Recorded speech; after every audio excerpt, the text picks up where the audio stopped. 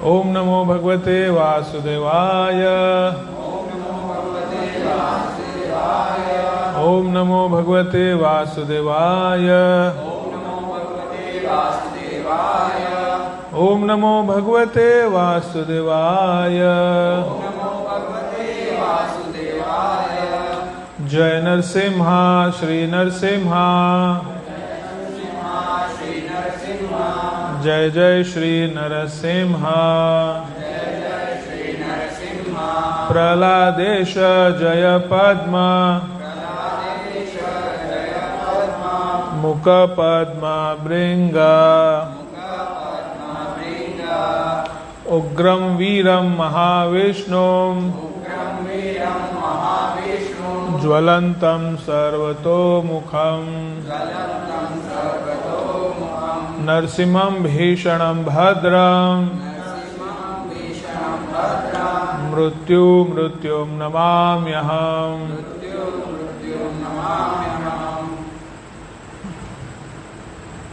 તો આજે આપણે જે શરૂ કરી રહ્યા છીએ એ 3 દિવસની કથા છે, જેમાં આપણે જગન્નાથજીનું પ્રાગટ્ય કેમ થયું એ સમજવાનો પ્રયાસ કરીશું. એમની લીલા શું છે એ સમજવાનો પ્રયાસ કરીશું.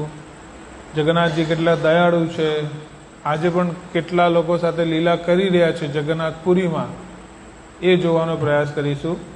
જય જગન્નાથ. જગન્નાથનો અર્થ શું થાય છે?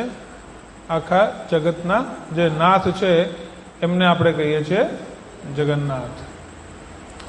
તો આપણે આખા જગતના જે નાથ છે ને એ પણ કલયુગમાં જે કહેવાય છે સાક્ષાત ભગવાન છે, એમની આપણે આજે કથા શ્રવણ કરવાનો પ્રયાસ કરીશું. પણ એના પહેલાં શ્રીમદ શંકરાચાર્યએ જગન્નાથ અષ્ટકમ લખેલું છે.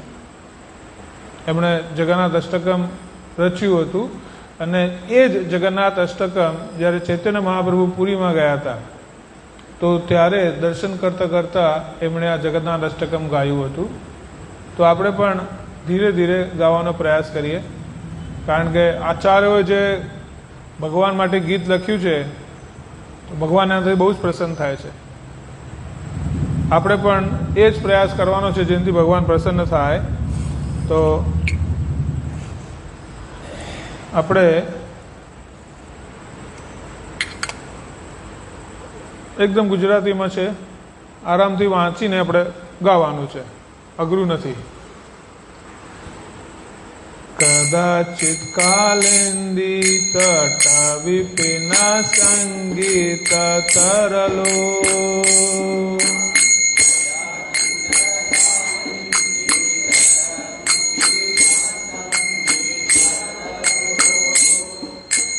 મૃદાભિરી નારી વદન કમલાસ્વાદ મધુપ.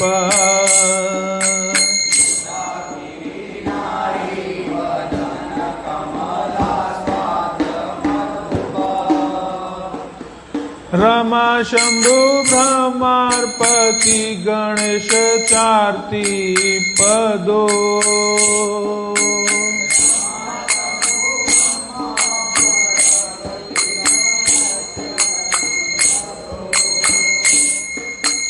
જગન્નાથ સ્વામી નયન પથગામી ભવતુ મે.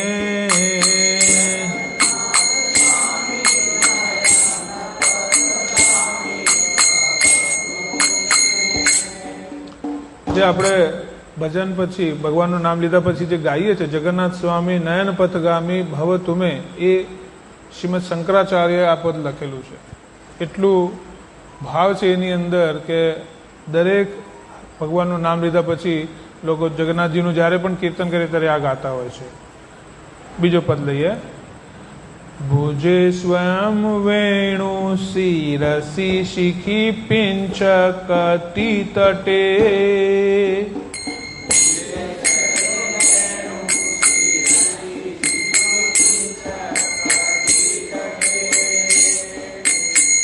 કુલમ નેત્રાંતે સહચર કટાક્ષ વિજગ.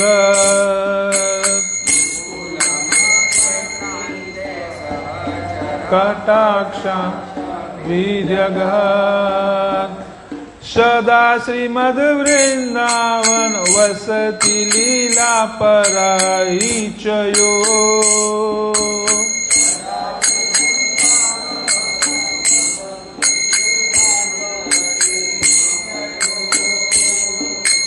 जगन्नाथ स्वामी नयन पथगामी भवतु मे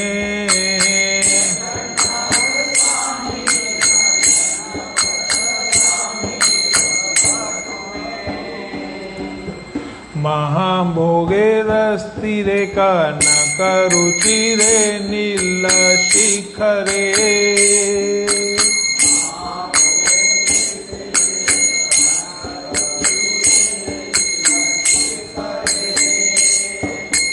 वसन प्रसादांत सहज बलभद्रेण बलिना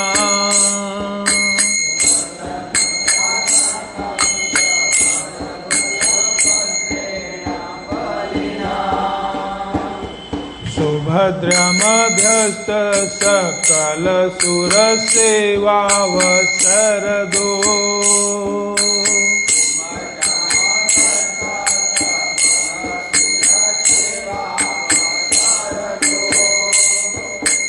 जगन्नाथ स्वामी नयन पथगामी भवतु मे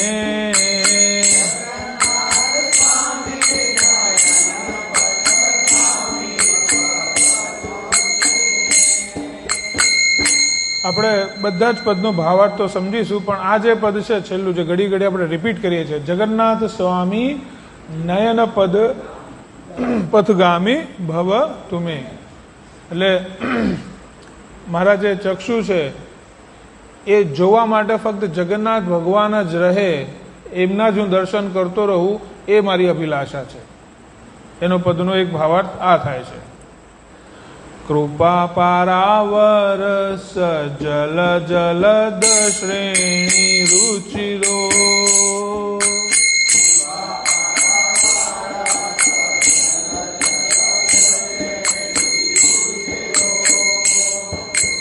રામાવાણી રામ સક્રુરદમલ પંકે રૂહમુખ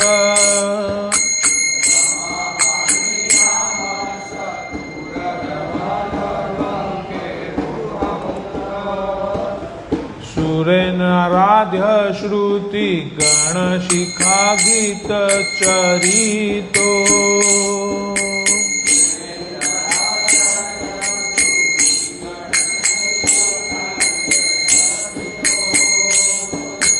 जगन्नाथ स्वामी नयन पथगामी भवतु मे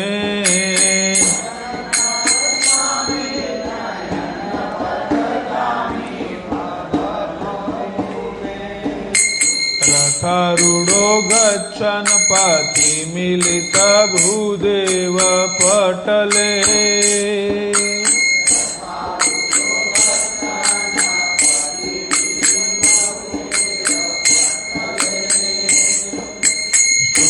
प्रुदार्भावं प्रतिपदमुपाकर्ण्य सदय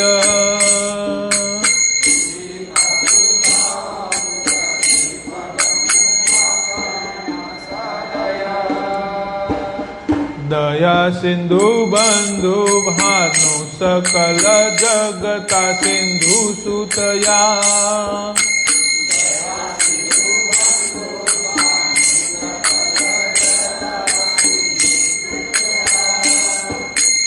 जगन्नाथ स्वामी नयन पथगामी भवतु मे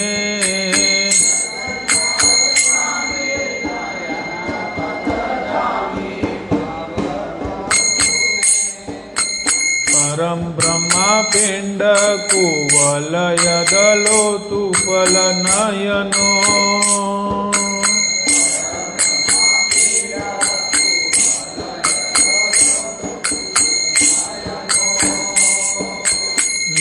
श्रीनीलाग्रो निहित चरोणंत शिरसी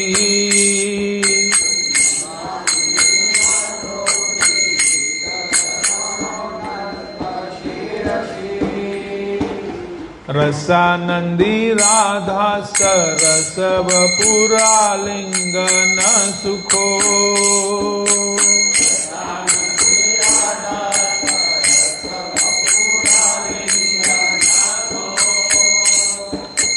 જગન્નાથ સ્વામી નયન પથગામી ભવતુ મે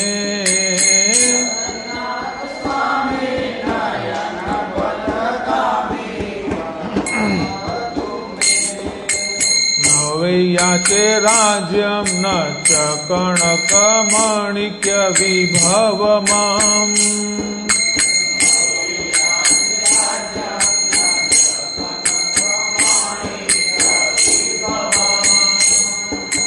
નયાચેહમ રમ્યામ સકલ જન કામ્યામ વરવધો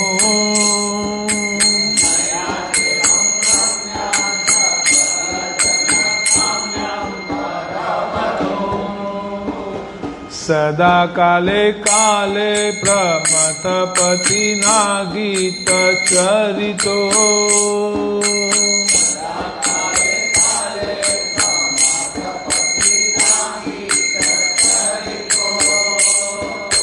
જગન્નાથ સ્વામી નયન પથગામી ભવતુ મે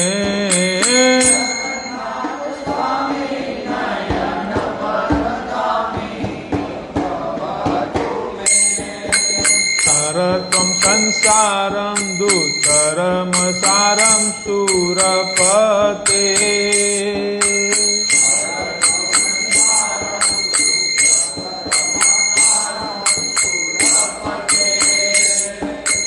હરત્વં પાપાનમ વિતતિમ પારમ યાદવપતે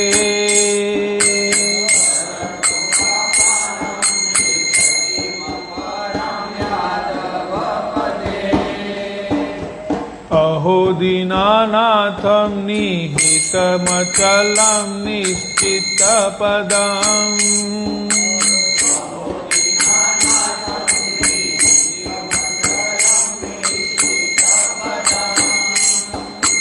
જગન્નાથ સ્વામી નયન પથગામી ભવતુ મે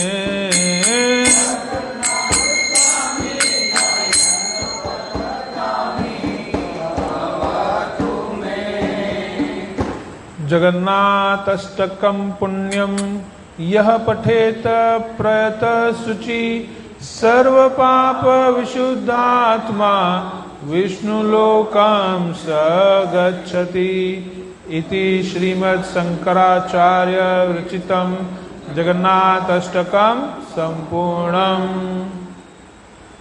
કેટલું ઇઝી ટુ અન્ડરસ્ટેન્ડ છે. જગન્નાથષ્ટકમ પૂરું થયું. જે આ વાંચે છે એ પોતાના સર્વ પાપથી વિશુદ્ધ થઈને વિષ્ણુ લોકમાં જાય છે.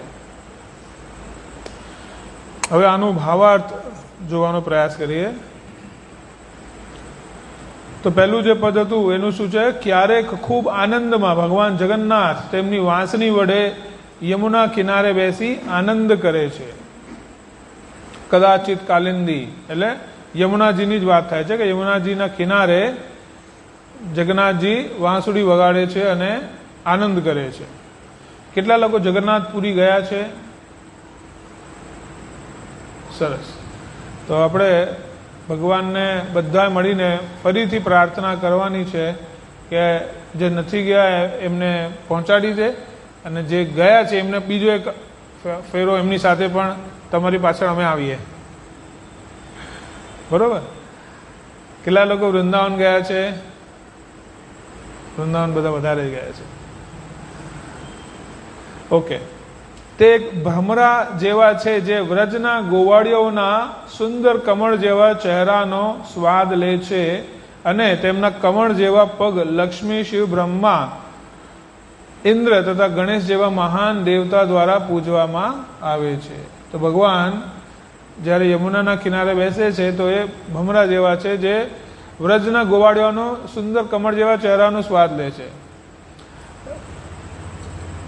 બ્રહ્મ વિમોહન લીલાની અંદર જ્યારે આપણે વાંચીએ તો એમ વર્ણન છે કે ભગવાન જ્યારે પિકનિકમાં ગયા હતા અને વનભોજન કરતા હતા તો એક ગ્વાળ બાળ બીજા ગ્વાળ બાળના મોં ઉપર છાસ મારે છે, મોંથી જ. અને ભગવાન એ જે ગ્વાળ બાળના ઉપર છાસ પડે છે એના ગાલ ઉપરથી છાસ ચાટે છે. વિચાર કરો કેટલો ભગવાનને પ્રેમ છે ગ્વાળ બાળ સાથે, કેટલું પ્રેમ દેખાડી રહ્યા છે કે ભાઈ મને આટલા પ્રેમ છે મારા ભક્તો સાથે. તો આ જ અહીંયા કહેવા માંગે છે કે ભાઈ એ ગોવાળીઓના સુંદર કમળ જેવા ચહેરાનો સ્વાદ લઈ રહ્યા છે અને તેમના કમળ જેવા પગ બધા જ દેવી દેવતાઓ એમની પૂજા કરે છે. તે જગન્નાથ સ્વામી મારા દર્શનનો હેતુ બની રહે. દર્શન કેવી રીતે થાય છે? આંખોથી થાય છે. તો આપણા આંખોનું સબ્જેક્ટ શું હોવું જોઈએ? જગન્નાથજીના દર્શન હોવા જોઈએ. જ્યાં પણ જોઈએ ત્યાં આપણને જગન્નાથજી દેખાવા જોઈએ, એ ભાવ છે. બીજા પદમાં શું કહે છે? તેમના ડાબા હાથમાં ભગવાન જગન્નાથ વાંસળી ધરાવે છે, તેમના માથા પર મોરપીંછ પહેરે છે અને પીળા રેશમના કપડાં પહેરે છે, પીળો પિતાંબર પહેરે છે, મોરપંખ છે, વાંસળી છે.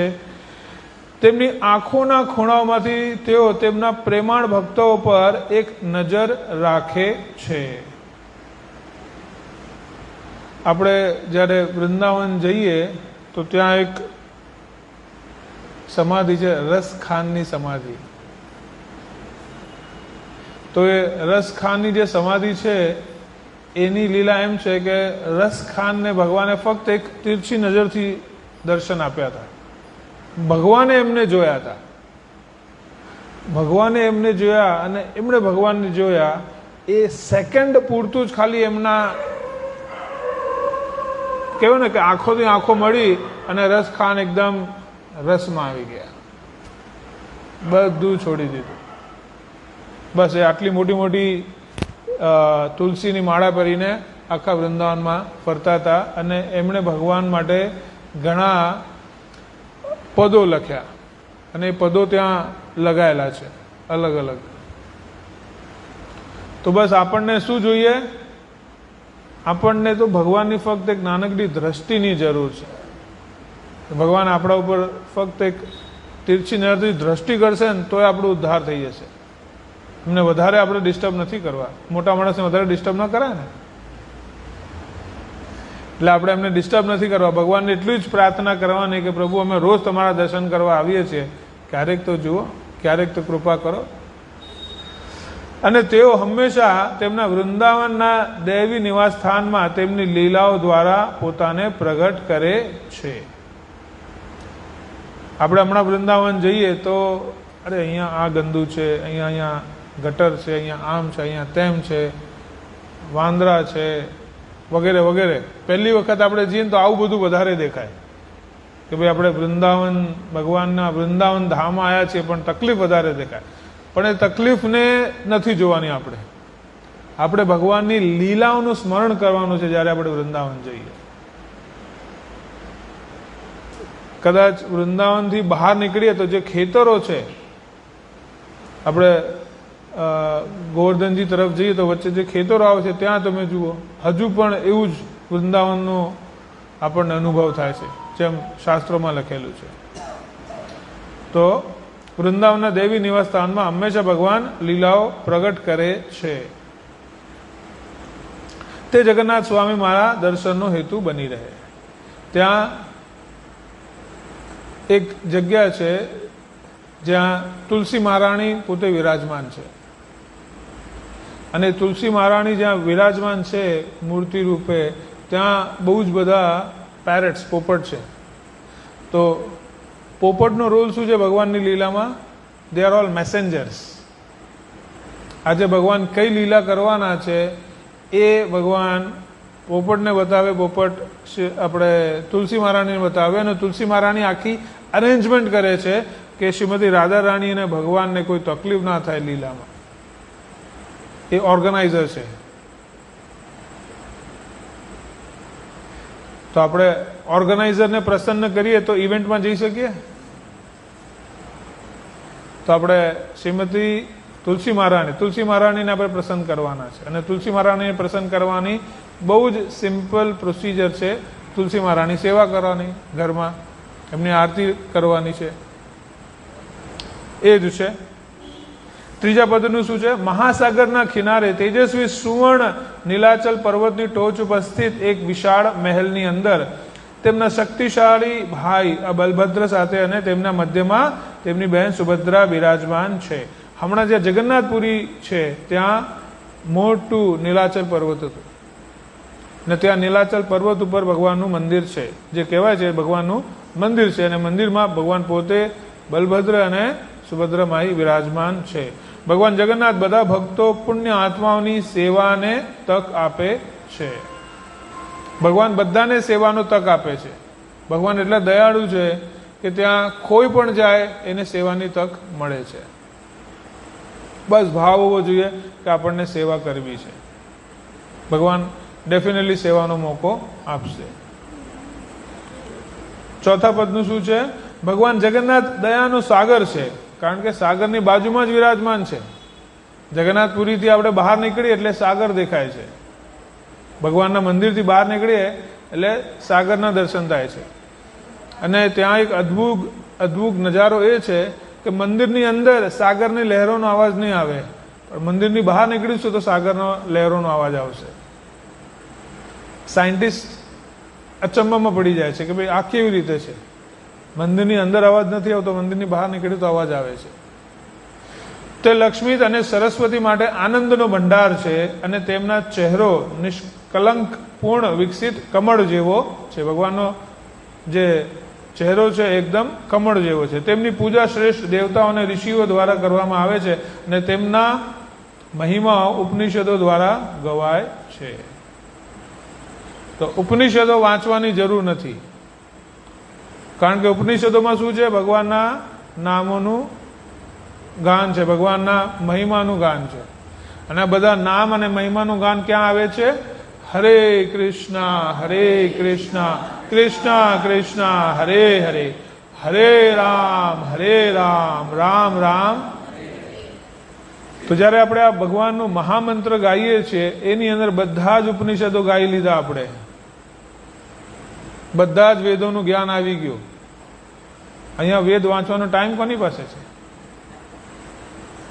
સવારનું પેપર નથી વંચાતું તો વેદ કેવી રીતે વંચાશે? છે કે નહીં? આપણે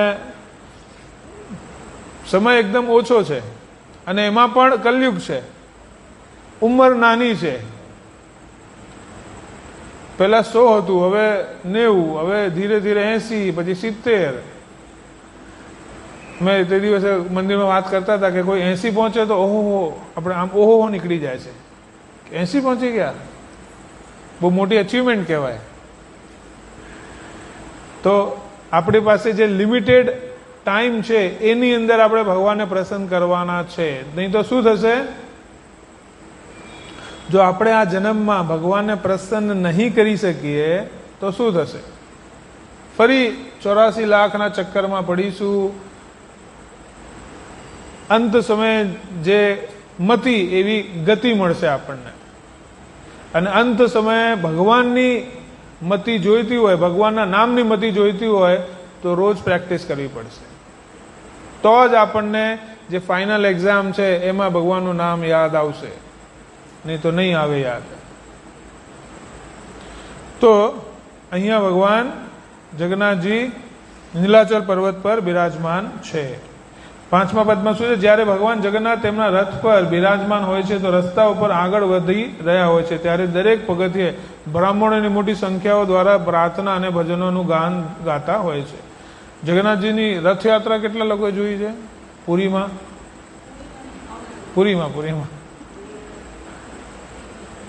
પ્રભુજી માટે આપણે હરે કૃષ્ણ મહામંત્ર બોલીએ. હરે કૃષ્ણ કૃષ્ણ કૃષ્ણ હરે હરે, હરે રામ રામ રામ. જગન્નાથપુરીમાં જે રથયાત્રા નીકળે છે એ રથયાત્રાનું ખાલી દોરડાનું સ્પર્શ જે કરે છે, કે જે થોડું ખેંચે છે, એને ફરીથી જન્મ લેવાનો થતો નથી.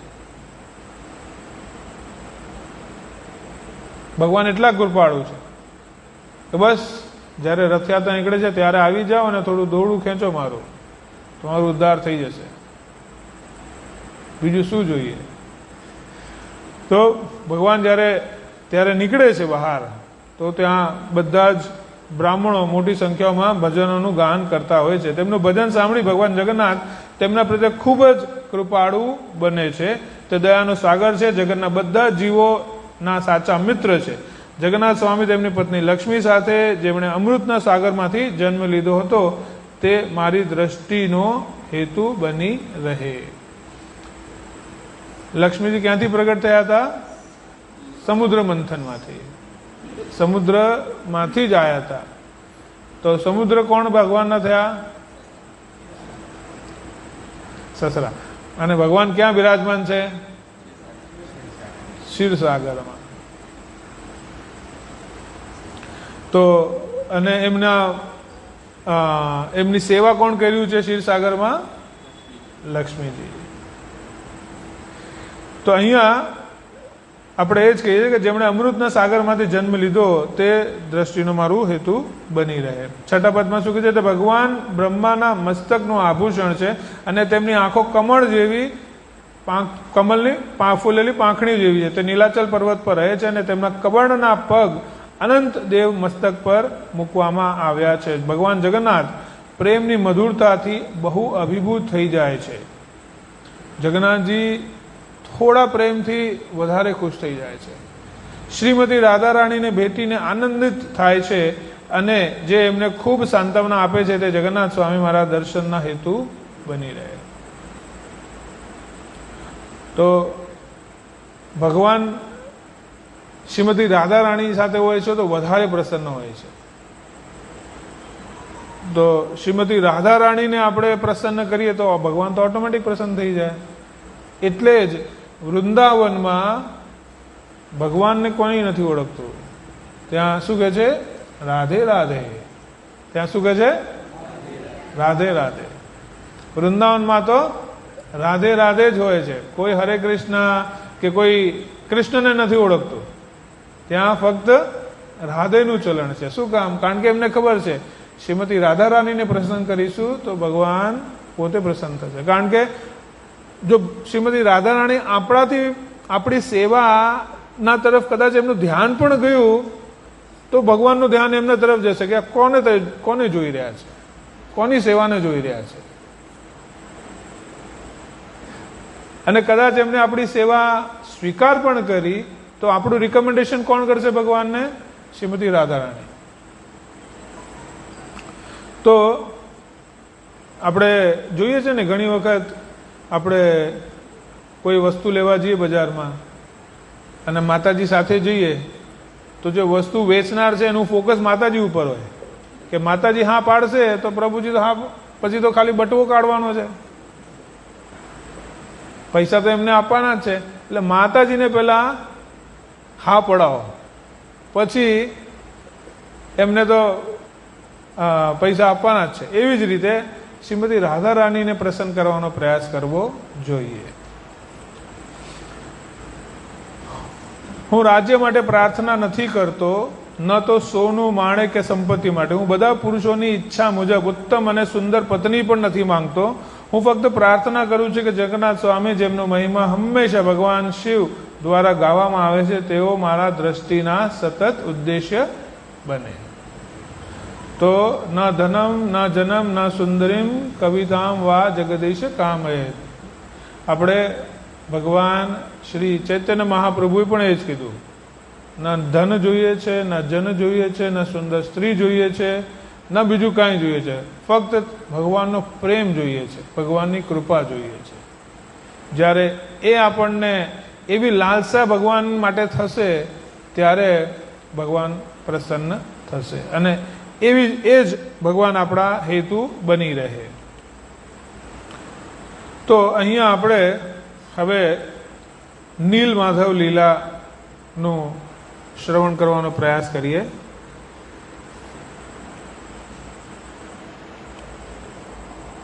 એક વખતની વાત છે, જ્યાં હમણાં જગન્નાથપુરી આવ્યું છે ને, ત્યાં એ રાજ્ય કયું કહેવાય? ઓરિસ્સા કહેવાય. ઓરિસ્સામાં ઇન્દ્રદ્યુમ્ન મહારાજ રાજ્ય કરતા હતા. અને ઇન્દ્રદ્યુમ્ન મહારાજ જે રાજ્ય કરતા હતા એમનો સ્વભાવ કેવો હતો? એ ભગવાન કૃષ્ણના પૂરેપૂરા ભગત હતા. સવારે ઉઠે એટલે ભગવાનના દર્શન થાય, ભગવાનની સેવા થાય. જેમ અંબરીશ મહારાજ બધા જ ઇન્દ્રિયોથી ભગવાનની સેવા કરતા હતા, એવી રીતે ઇન્દ્રદ્યુમ્ન મહારાજ પણ બધી જ ઇન્દ્રિયોથી ભગવાનની સેવા કરતા હતા. હાથનો ઉપયોગ માળા કરવામાં, હાથનો ઉપયોગ ભગવાનની સેવા કરવામાં, પગનો ઉપયોગ મંદિર જવામાં, યાત્રા કરવામાં, આંખનો ઉપયોગ ભગવાનના દર્શન કરવામાં. તો બધી જ ઇન્દ્રિયોથી એ ભગવાનના સેવામાં રત હતા. હવે જ્યારે આપણે બધી જ ઇન્દ્રિયોથી ભગવાનની સેવાનો પ્રયાસ કરીએ તો આપણને કઈ ઈચ્છા થાય? એના પછી કઈ ઈચ્છા થાય? આપણે સેવા તો કરી રહ્યા છીએ, પછી શું ઈચ્છા થાય?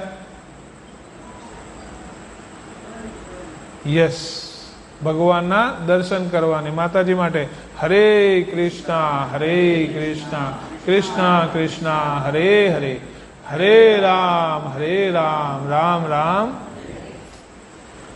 તો જ્યારે આપણે જે આપણા સેવ્ય છે, જેની આપણે સેવા કરીએ છીએ, સેવા તો કરી રહ્યા છે પણ કદાચ હજુ સુધી એમના દર્શન નથી થયા. ઘણી વખત એવું હોય છે ને કે ભાઈ કોઈ રૂમમાં બેઠું હોય, પાણી આપો, અંદર પાણી આપ્યું, ચલો જમવાનું આપો તો અંદર જમવાનું આપ્યું, બીજી કોઈ વસ્તુ આપો તો વસ્તુ આપો, પણ આપણને જેને આપી રહ્યા છીએ એને જોયા જ નથી. તો આપણને કુતૂહલ થાય ને કે અંદર આ બધું જે મંગાઈ રહ્યું છે એ કોણ છે? એવી જ રીતે ઇન્દ્રદ્યુમ્ન મહારાજ ભગવાનની સેવા કરતા હતા, પણ એમને એકદમ દ્રઢ ઈચ્છા થતી હતી કે હું ભગવાનના દર્શન કરું. અને એમણે સાંભળ્યું હતું કે આ પૃથ્વી ઉપર નીલ માધવ નામના ભગવાન છે, જે અતિ સુંદર છે, અતિ મોહક છે, અને એમની સેવા ચાલી રહી છે આ પૃથ્વી ઉપર. પણ ક્યાં ચાલી રહી છે એમને ખ્યાલ નહોતો. જુઓ, કાંઈ ખબર નથી ભગવાનની, ફક્ત શું છે? ઈચ્છા થઈ છે કે મારે ભગવાનના દર્શન કરવાના છે. અને જે ઈચ્છા આપણે કરીએ એ ડેફિનેટલી ભગવાન પૂરી કરે. સારી ઈચ્છા રાખીશું તોય પૂરી થશે, ખરાબ ઈચ્છા રાખીશું તોય પૂરી થશે. આપણી ઈચ્છા જુએ છે ભગવાન કે આપણે શું વિચારીએ છીએ, આપણી ઈચ્છા શું છે. તો ભગવાન ને જોવા માટે એ બધા અલગ અલગ પંડિતોને બોલાવે રોજ, કે તમે સાંભળ્યું છે ક્યાંક નીલ માધવના દર્શન થઈ રહ્યા છે, તમે જોયા છે? તો બધા કે ના, અમે તો નથી જોયા. એટલે બધા જ પંડિતોની એક સભા બોલાવે છે અને કહે છે બધા પંડિતોને કે મારે શોધી કાઢવું છે કે આ જગતમાં નીલ માધવના દર્શન ક્યાં થશે, ક્યાં થઈ શકે. અને આપ તો પંડિત છો, હું તો રાજા છું, પંડિતને વધારે ખબર પડે કે ભગવાનના દર્શન ક્યાં થઈ શકે. એટલે આ બધા જ દિશાઓમાં જાઓ. બધા જ પંડિતોને અલગ અલગ દિશાઓમાં મોકલ્યા કે તમે આ દિશામાં જાઓ, તમે આ દિશામાં જાઓ અને ચેક કરો કે ભગવાનના દર્શન ક્યાં થઈ રહ્યા છે. અમે ખાલી સાંભળ્યું છે પણ ખબર નથી ક્યાં થઈ રહ્યા છે. તમે બધા જાઓ અને ચેક કરીને પાછા આવજો. જેને મળે એ પાછા આવે, ન મળે તો પણ પાછા આવે કે ભાઈ અમે તો ગયા છીએ, અહીં સુધી ગયા, નથી મળ્યા. એટલે એમણે બધા જ પંડિતોને અલગ અલગ દિશામાં મોકલ્યા. અલગ અલગ દિશામાં મોકલ્યા તો ધીરે ધીરે 2-3 વર્ષની અંદર બધા પંડિત પાછા આવવા માંડ્યા. મહારાજજી નહીં મળ્યા, મહારાજજી નહીં મળ્યા. ઘણા પંડિતો આવ્યા અને એમણે કીધું સોરી, મને તો અમે ઘણું પ્રયાસ કર્યો શોધવાનો પણ અમને તો મળ્યા નથી. તો એ બધામાંથી એક વિદ્યાપતિ નામનો બ્રાહ્મણ હતો, એ પાછો નથી આવ્યો. તો ઇન્દ્રદ્યુમ્ન મહારાજને થયું કે ભાઈ આ પંડિત હજુ પાછા નથી આવ્યા એટલે ચાન્સીસ છે કે એમને કંઈક મળ્યું છે, ચલો રાહ જોઈએ. તો જે વિદ્યાપતિ છે એ આ વિંધ્યાચલ પર્વત ઉપર પહોંચ્યા હતા અને ત્યાં એક સબર જાતિના મુખિયાને મળ્યા. એમનું નામ હતું વિશ્વાસુ. અને ત્યાં જ્યારે પણ એ વિશ્વાસુને મળે ને તો વિશ્વાસુના હાથમાંથી, એમના શરીરમાંથી એકદમ અંગ કાંતિ પ્રફુલ્લિત દેખાય, એમના શરીરમાંથી ખુશ્બુ આવતી હોય. તો એમણે વિચાર્યું કે રોજ આમને હું મળું છું અને આમનું શરીર આટલું પ્રફુલ્લિત છે, એમનું મન આટલું પ્રફુલ્લિત છે, એમના અંગમાંથી આટલી ખુશ્બુ આવે છે, પણ એવું કંઈ કરતા નથી. એ સબર જાતિના લોકો શું કરે, જંગલમાં જે લાકડા હોય એ કાપે અને પોતાનું ગુજરાન ચલાવે. તો કે અહીંયા જંગલમાં અમને આટલી અંગકાંતિ કેવી રીતે થઈ રહી છે અને આટલી ખુશ્બુ કેવી રીતે આવી રહી છે, આટલી સુગંધ કેમ આવે છે એમના શરીરમાંથી, એ જોવું પડશે. અને એ જોવા માટે અહીંયા રહેવું પડશે, અને એ પણ એમના ઘરે રહેવું પડશે. કોઈના ઘરે રહેવું હોય તો એમણે એક યુક્તિ વિચારી. એ વિશ્વાસુની એક સુપુત્રી હતી અને એનું નામ હતું લલિતા. તો એમણે વિચાર્યું કે હું આ લલિતા સાથે જો લગ્ન કરું તો અહીંયા મને રહેવાનો ચાન્સ મળશે. તો એમણે લલિતાજીને પૂછ્યું કે મારે તમારી સાથે લગ્ન કરવા છે. એમણે કીધું ઠીક છે. પછી એ બંનેએ વિશ્વાસુને પરમિશન લીધી. એમણે કીધું વાંધો નહીં. હવે એમના લગ્ન થઈ ગયા અને જે વિદ્યાપતિ છે એ હવે વિશ્વાસુના ઘરે રહી રહ્યા છે. રોજ એ જ જુએ છે કે સવારે ક્યાંક જાય છે અને જ્યારે પાછા આવે તો એમનું મન પ્રફુલ્લિત હોય છે, એમનું તન પ્રફુલ્લિત હોય છે, એમના તનમાંથી સુંદર સુંદર આપણે સુગંધ આવી રહી છે. વિચારે છે શું છે. તો એ શું કરે છે, એ એમને નથી પૂછતા, વિશ્વાસુ છે નથી પૂછતા, એ એમના દીકરીને પૂછે છે કે તારા પપ્પા રોજ સવારે જાય છે ક્યાંક થોડા ઘણા ફૂલ લઈને અને પાછા આવે તો આવું બધું મને દેખાય છે, મને કંઈ ખબર નથી પડતી કે આ શું છે. એટલે માતાઓના પેટમાં કોઈ વાત રહે? ઘણા માતાઓ રાખી શકે, ઘણા માતાઓ નથી રાખી શકતા. એમને એમના પુત્રીને સ્ટ્રિક્ટ ઇન્સ્ટ્રક્શન હતા કે આ કોઈને કહેવાનું નથી. પણ હવે પતિ છે, પતિ પરમાત્મા, તો પતિ પરમેશ્વર, સોરી પતિ પરમાત્મા નહીં, પતિ પરમેશ્વર. તો એમણે પોતાના પતિને કીધું કે એ જે મારા પપ્પા છે એ નીલમાધવની સેવા કરવા જાય છે. દૂર ટેકરી ઉપર એક મંદિર છે, ત્યાં નીલમાધવ ભગવાન બિરાજમાન છે અને એમની એ સેવા કરવા જાય છે અને એ સેવાથી જ એમને આ સુગંધ મળે છે. કારણ કે ભગવાનમાંથી જે અંગ કાંતિ નીકળે છે એ એમને મળે છે અને ભગવાનના વિગ્રહમાંથી જે સુગંધ આવે છે એ એમને મળે છે. વિદ્યાપતિને વિચાર્યું કે મારું તો લાગી ગઈ લોટરી, હું જે શોધવા આવ્યો તો મને મળી ગયું છે. તો હવે એ લલિતા માતાજીને કહે છે કે ભાઈ જો એ ભગવાનની આટલી સારી સેવા કરતા હોય તો એ સેવાનો લાભ અમને પણ મળવો જોઈએ, આપણને પણ દર્શન કરવા જોઈએ. તો લલિતાએ કીધું હું તો રોજ કરું છું, હું તો એ જ જાતિની છું, એટલે મને કોઈએ રોક્યા નથી, હું તો કરી આવી છું. તમને જવું હોય તો હું એમને રિક્વેસ્ટ કરું મારા પપ્પાને. તો લલિતાજી પોતાના પિતાજીને રિક્વેસ્ટ કરે છે કે મારા પતિ પરમેશ્વરને ભગવાનના દર્શન કરવા છે, તો એક વખત તમે લઈ જાઓ. પહેલા તો એ ના પાડે છે કે નહીં નહીં, તને ખબર છે આપણે નક્કી કરેલું છે કે સબર જાતિ સિવાય બીજું કોઈ ભગવાનના દર્શન નહીં કરે. જો દર્શન કરશે તો કદાચ ભગવાન અદૃશ્ય થઈ ગયા તો, ભગવાન રૂઠી ગયા તો, ભગવાન અપ્રસન્ન થઈ ગયા તો, એટલે આપણે એવો કોઈ રિસ્ક નથી લેવો. નહીં. લલિતા માતાજી કે ભાઈ ભગવાન ઠીક છે પણ અહીંયા તો પતિ પરમેશ્વરનો સવાલ છે, એ મારાથી નારાજ થઈ ગયા તો, એટલે તમે કંઈક રસ્તો કાઢો. તો એમણે વિદ્યાપતિને કીધું કે હું આપને લઈ જઈશ ભગવાનના દર્શન કરવા માટે, પણ એની એક શરત છે. શું શરત છે? કે હું આપના આંખે પાટો બાંધી દઈશ અને પછી એમને લઈ જઈશ, એટલે તમને જવાનો રસ્તો ન મળે. કારણ કે એક વખત તમે રસ્તો જોઈ લીધો, તમે બીજા 10 જણને લઈ આવશો, એટલે તમારો અમે આંખે પાટો બાંધી દઈશ અને પછી તમને લઈ જઈશ. વિદ્યાપતિ કે ઓકે નો પ્રોબ્લેમ, મારે તો ભગવાનના દર્શન કરવા છે. પણ વિદ્યાપતિ બહુ જ ચતુર હતા.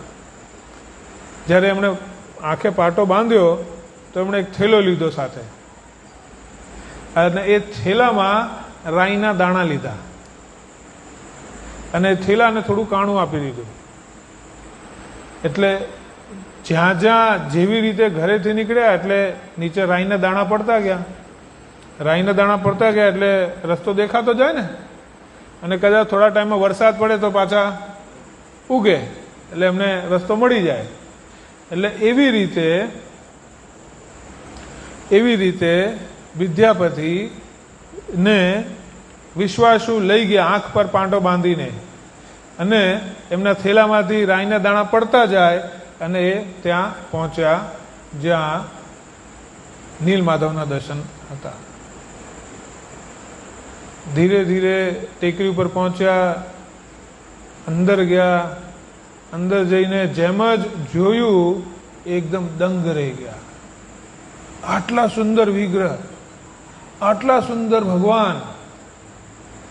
ભગવાનમાંથી આટલી સારી કાંતિ નીકળી રહી છે, આટલો સારો તેજ નીકળી રહ્યો છે, એ જોઈને જ દંગ રહી ગયા.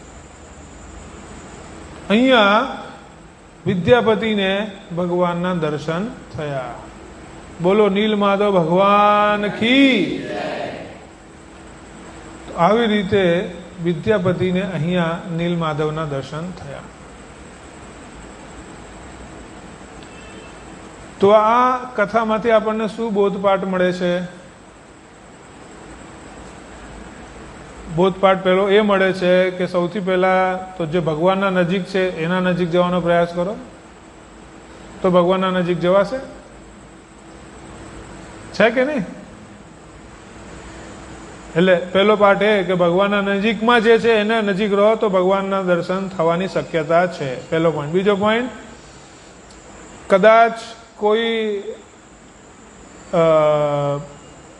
તમને રોકતા હોય ભગવાનના દર્શન કરવામાં તો પોતાની બુદ્ધિનો ઇસ્તેમાલ કરો. જેમ આપણે બુદ્ધિનો ઇસ્તેમાલ કરો કે કદાચ મને પાછા દર્શન કરવા હોય તો રાઈના દાણા હું નાખતો જાઉં. એટલે વૈષ્ણવ કૃપાથી જ ભગવત કૃપા મળે છે. આજે જે સબર જાતિના વિશ્વાસ હોય એમણે એમના ઉપર કૃપા કરી તો જ ભગવાનના દર્શન કરી શક્યા, નહીં તો ના થયું હોત. તો આજે અહીંયા આપણે પૂરું કરીએ છીએ, જ્યાં આપણને એવું જોવામાં મળ્યું કે વિદ્યાપતિને અહીં આવી રીતે નીલમાધવ ભગવાનના દર્શન થયા. અને આ જ મેસેજ ભગવદ્ ગીતામાં ભગવાન આપે છે. શું છે? મન્મના ભવ મદ્ભક્તો મઘ્યાજી મામ નમસ્કુરુ મામે વૈશ્યસી યુક્તૈવ મહાત્માનમ મત્પરાણ્ય. તારા મનને મારા નિત્ય ચિંતનમાં પરોવી દે, મારો ભક્ત થા, મને નમસ્કાર કર અને મારી જ પૂજા કર. આ કોણ કરી રહ્યા છે? આ વિશ્વાસુ કરી રહ્યા છે. ત્યાં જંગલમાં રહે છે, બીજું કોઈ ટેન્શન નથી. જંગલમાં જ ભગવાન મળી ગયા તો બહાર આવવાની જરૂર છે એમને? તો એ જ કરી રહ્યા છે. એ હંમેશા ભગવાનનું ચિંતન કરે છે, ભગવાનના ભગત છે, ભગવાનને નમસ્કાર કરે છે અને ભગવાનની પૂજા કરી રહ્યા છે. એવી રીતે મારામાં સંપૂર્ણ રીતે તન્મય થઈને તું નક્કી મને પ્રાપ્ત કરીશ. એમણે પ્રાપ્ત કરેલા છે ભગવાન. તો અહીંયા આપણને નીલમાધવ ભગવાનના દર્શન આવી રીતે વિદ્યાપતિને થયા. તો હવે આપણે એક નાનકડું ભજન ગાઈએ, વાસુદેવ ઘોષ રચિત.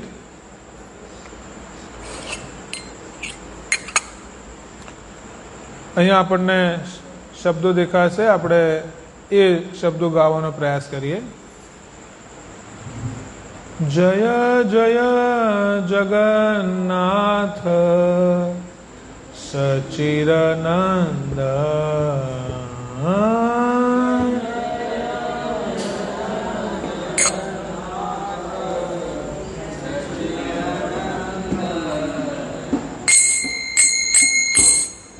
જય જય જગન્નાથ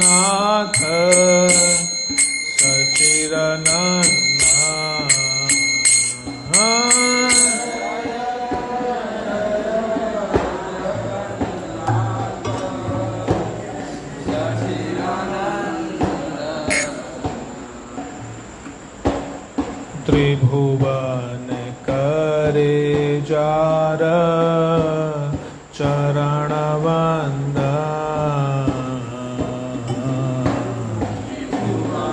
त्रिभुवन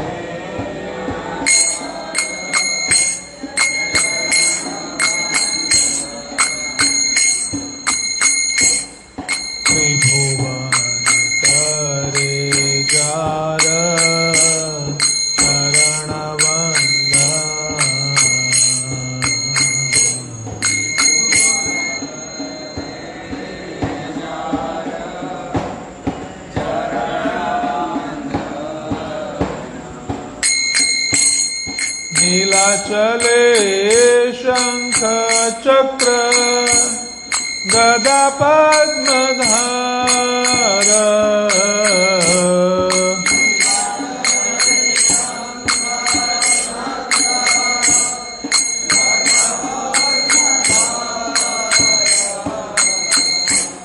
नीलाचले शंख चक्र गदा पद्मधार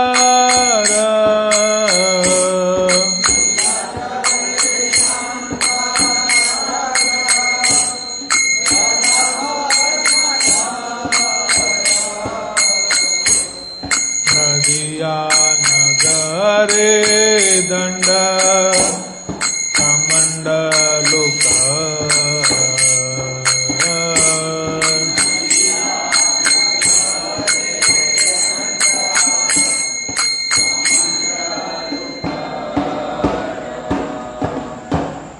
नदिया नगरे दंड कमंडलुक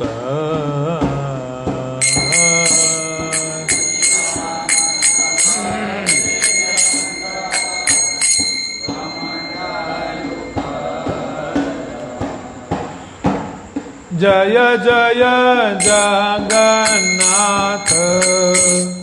सचिदानंद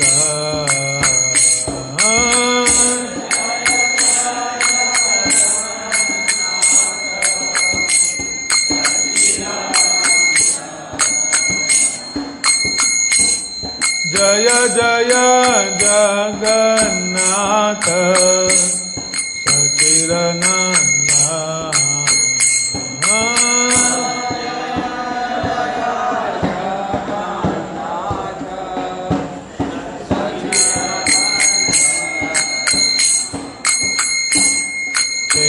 बोले पूरबे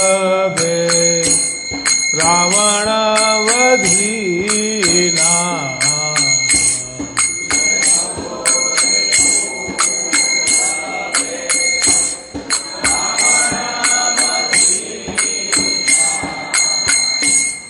गोलोके वैभव लीला प्रकाश करी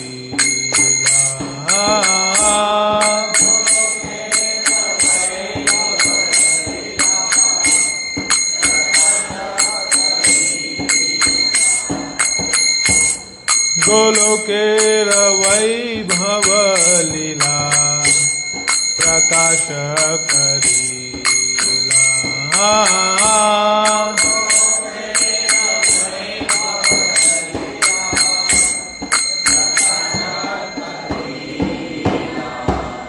जय जय जगन्नाथ सचिदानंद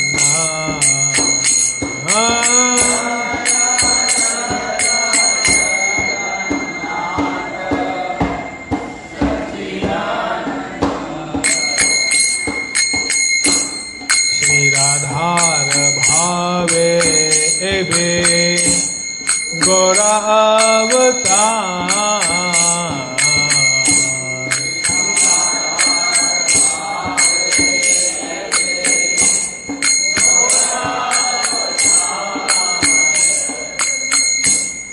हरे कृष्ण नाम गौर करिला प्रचार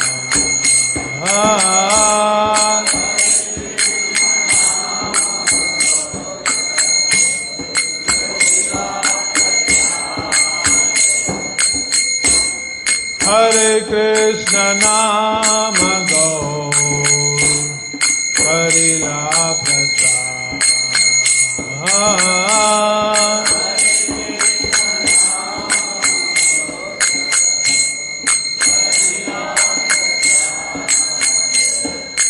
જય જય જગન્નાથ સચિદાનંદ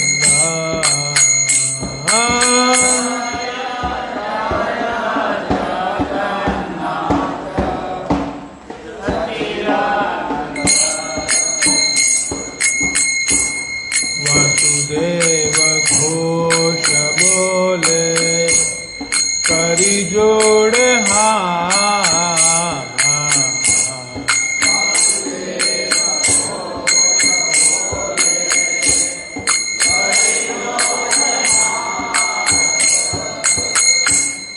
जय गौर से कृष्णा जय जगन्नाथ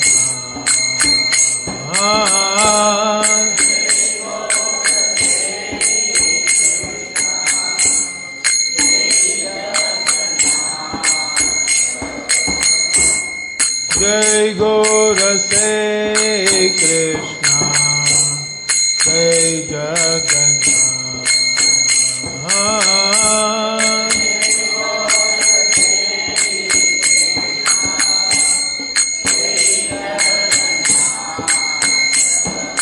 जय जय जगन्नाथ सच्चिदानंद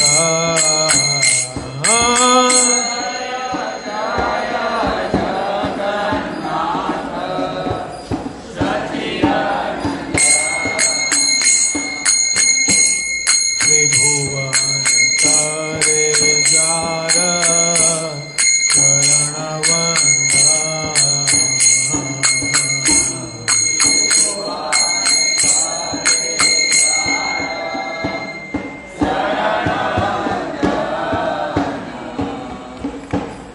त्रिभुवन करे जार चरणवंद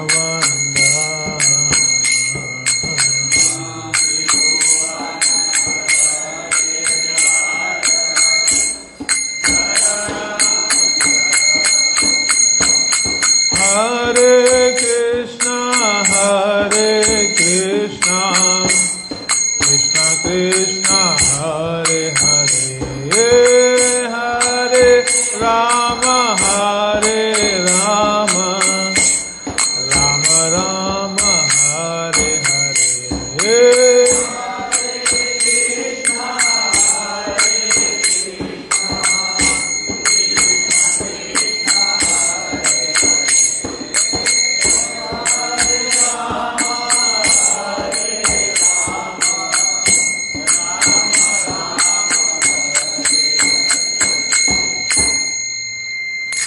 બહુ જ સુંદર ભજન છે. વાસુદેવ ઘોષ જે ચૈતન્ય મહાપ્રભુ જેમણે ચૈતન્ય મહાપ્રભુના દર્શન પણ કર્યા હતા અને એમની લીલાઓનું ગાન પણ કરેલું છે, એમણે આ બહુ સરસ સુંદર ગીત લખ્યું છે.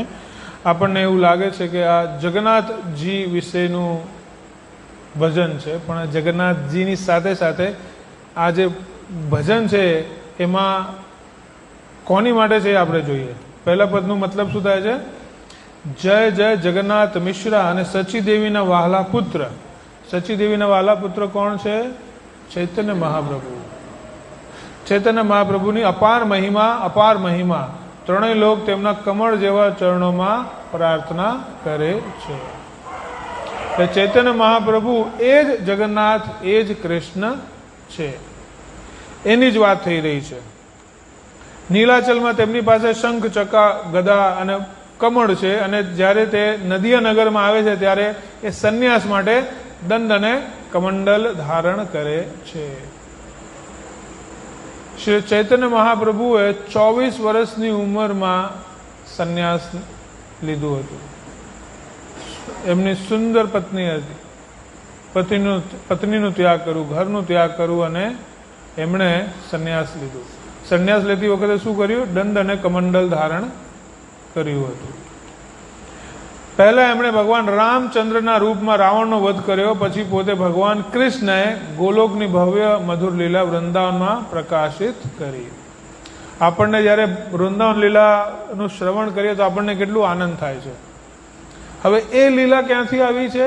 ભગવાન શ્રી કૃષ્ણ ગોલોકમાંથી એ લીલા વૃંદાવનમાં કરી રહ્યા છે, સેમ ટુ સેમ લીલા. તો એ જ ભગવાન ચૈતન્ય મહાપ્રભુ જ્યારે કલયુગ શરૂ થયું એ શરૂઆતમાં જ આવીને આપણને મેસેજ આપે છે. શું છે? હરે નામ હરે નામ હરે નામ એવ કેવલમ ખલેવ નાસ્તેવ નાસ્તેવ નાસ્તેવ ગતિરન્યથા. કલયુગની અંદર ફક્ત હરિનામ હરિનામ અને હરિનામ જ તમને બચાવશે, બીજું કોઈ બચાવી નહીં શકે. એ જ મેસેજ ચૈતન્ય મહાપ્રભુ આપણને અહીંયા આપી રહ્યા છે. તો આ પદમાં એ જ કહે છે કે ચૈતન્ય મહાપ્રભુ એ જ પહેલા રામ બનીને રાવણનો વધ કર્યો અને કૃષ્ણ પોતે ગોલોકની અતિ મધુર લીલા વૃંદાવનમાં લાવ્યા છે. પણ આગળ શું કહે છે? એ જ સ્વયં ભગવાન શ્રી કૃષ્ણ શ્રીમતી રાધા રાણીના ભાવમાં અને કાંતિમાં આવ્યા છે અને કલયુગમાં અતિ મધુર હરે કૃષ્ણ નામનો પ્રચાર કરી રહ્યા છે. તો ચૈતન્ય મહાપ્રભુના દર્શન તમે કરશો તો એ શ્રીમતી રાધા રાણીના ભાવમાં છે, શ્રીમતી રાધા રાણીના કાંતિમાં છે. શ્રીમતી રાધા રાણીનો અંગ કાંતિ કેવી હતી? ગૌરવર્ણની હતી. ગૌરવર્ણ એટલે ગોલ્ડન કલર હતું. એ જ કલર ચૈતન્ય મહાપ્રભુ લઈને પ્રગટ થયા છે. અને ભાવ કયો છે? શ્રીમતી રાધા રાણીનો ભાવ છે. અને શ્રીમતી રાધા રાણીનો ભાવ કેવો છે? કોની સેવા કરવા માંગે છે? ભગવાન શ્રી કૃષ્ણની સેવા કરવા માંગે છે. ભગવાનને શ્રીમતી રાધા રાણીના ભાવમાં પ્રગટ થવાની જરૂર કેમ પડી? કારણ કે જ્યારે એ વૃંદાવનમાં શ્રીમતી રાધા રાણી સાથે લીલા કરતા હતા ત્યારે એમણે જોયું કે મારાથી વધારે મારી સેવાનો આનંદ શ્રીમતી રાધા રાણી લઈ રહ્યા છે.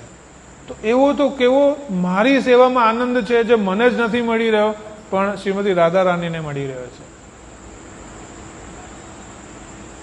એ આનંદનું આસ્વાદન કરવા માટે ભગવાન ચૈતન્ય મહાપ્રભુ પ્રગટ થાય છે શ્રીમતી રાધા રાણીના ભાવમાં અને ચાખે છે પોતાની ભક્તિનો આનંદ. કૃષ્ણ ભક્તિમાં શું આનંદ છે અને સમગ્ર વિશ્વને બતાવે છે કે આવો આનંદ ક્યાંય અવેલેબલ નથી. અને આનંદ ક્યાં છુપાવેલો છે? હરે કૃષ્ણ કૃષ્ણ કૃષ્ણ હરે હરે હરે રામ રામ રામ. આ મંત્રની અંદર આખો આનંદ છુપાવેલો છે. બસ આપણે ભાવથી લેવાની જરૂર છે. આગળ શું કહે છે? વાસુદેવ ઘોષ આપને બે હાથ જોડીને પ્રાર્થના કરે છે, જે ગૌર છે એ જ કૃષ્ણ છે, એ જ જગન્નાથ છે. જ્યારે આપણે જગન્નાથપુરીમાં દર્શન કરવા જઈએ તો ત્યાંના જે દરવાજા છે, દરવાજાની બાજુમાં એક બ્લેક પથ્થર છે અને પથ્થરમાં આંગળીના ચિહ્નો છે. એ આંગળીના ચિહ્નો કોના છે? ચૈતન્ય મહાપ્રભુના છે. ચૈતન્ય મહાપ્રભુ એક વખત ભગવાનના દર્શન કરતા હતા, એ એટલા ભાવમાં આવી ગયા કે પથ્થર પીગળી ગયા અને એમાં આંગળીના ચિહ્નો આવી ગયા. વિચાર કરો. ત્યાં પદ ચિહ્નો પણ હતા, એ પદ ચિહ્નો કાઢીને પછી બહાર રાખેલા છે. ત્યાં પથ્થરમાં પદ ચિહ્નો આવી ગયા એટલે પથ્થર પણ પીગળી ગયા એમના ભાવની સામે. તો કેવો ઊંચો ભાવ છે. જગન્નાથજીને દર્શન કરે છે ચૈતન્ય મહાપ્રભુ એટલે એકદમ ભાવ વિભોર થઈ જાય છે. તો જે ચૈતન્ય મહાપ્રભુ છે એ જ કૃષ્ણ છે અને એ જ જગન્નાથ છે. એ વાસુદેવ ઘોષ આપણને સમજાવવાનો પ્રયાસ કરે છે.